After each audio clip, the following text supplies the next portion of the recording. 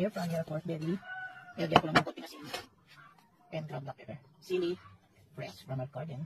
Green onions, sibuyas. Then, calamansi, fresh from our garden.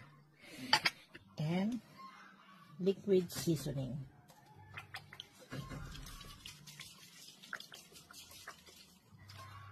Then, halo-halo lang mabuti. Kamayin ko na lang para mahalong mabuti.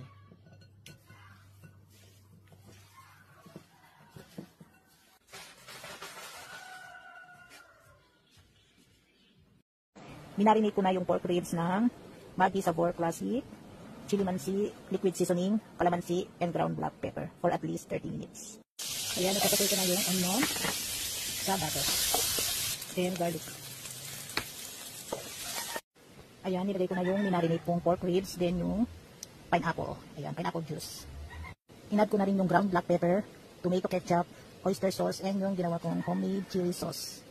Hayaan ko na lang muna dyan na magkulo-kulo hanggang sa lumambot yung pork. Okay.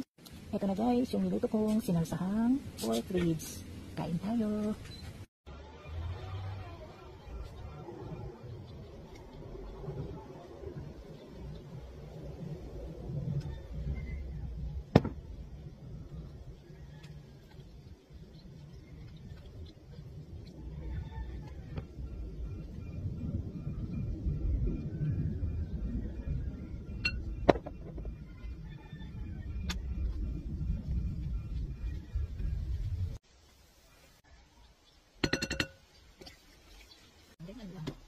Then, lalagyan na lang yung toothpick.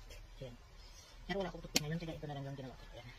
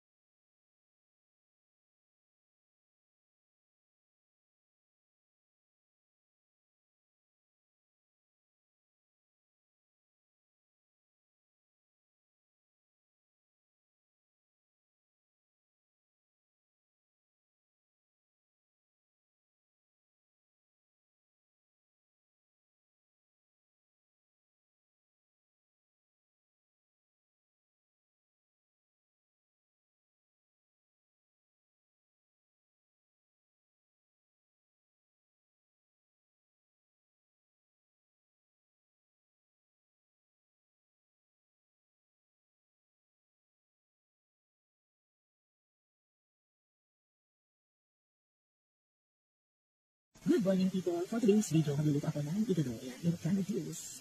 Ayan, yung atay, nilagyan ko lang ng chili mansi. Ayan. And, namarinate ko lang siya for at least 30 minutes. Itong fry ko muna itong atay. Ayan. Set aside. Sibuyas. Ayan.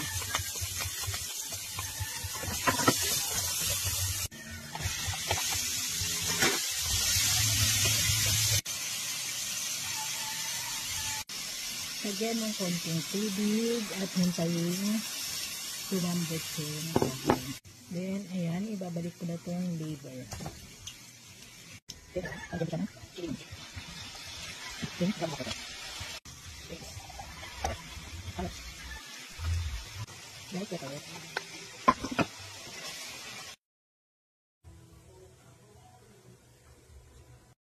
Good morning people! Ayan guys, for today's video, magluluto ako ng pork binagoongan version 4. Ayan. So, i-air fryer ko lang to. Nilagyan ko lang siya ng konting salt. Ayan, pinirito ko na yung talong.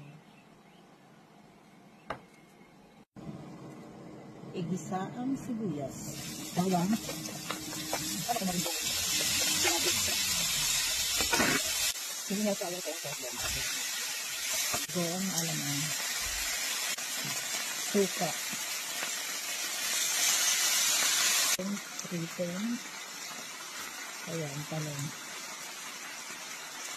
Yan lang kasimple.